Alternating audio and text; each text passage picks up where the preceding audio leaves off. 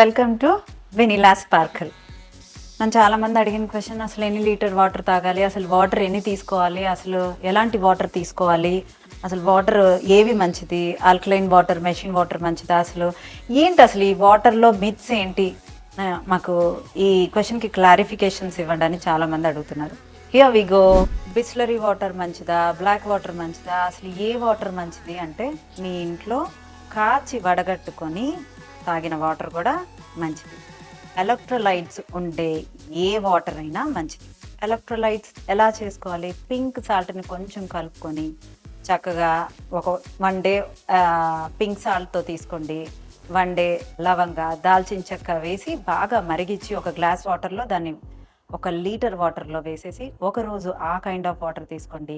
బెండకాయలు సన్నగా కట్ చేసేసి కొంచెం జీరా, బెండకాయలు వేసి నైటే 1 లీటర్ వాటర్లో వేసేసి ఫ్రిడ్జ్లో పెట్టేసి నెక్స్ట్ రోజు తీసేసుకొని ఒకరోజు బెండకాయ వాటర్ తీసుకోండి.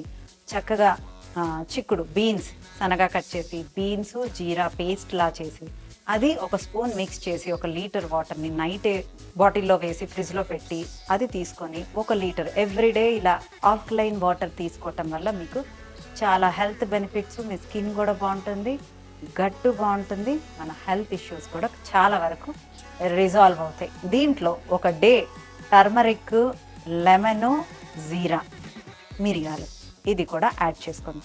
ప్రతి 1 లీటర్ వాటర్లో 2 నిమ్మకాయలు పడేవాళ్ళు కంపల్సరీ యూస్ చేసుకోండి. ఈ 1 లీటర్ ఎవ్రీడే మీ డైట్లో మీ ఎంటైర్ డే తాగే 2 to 3 లీటర్స్ వాటర్లో ఇంక్లూడ్ చేసుకొని చూడండి. మీరే చాలా డిఫరెంట్ చూస్తారు.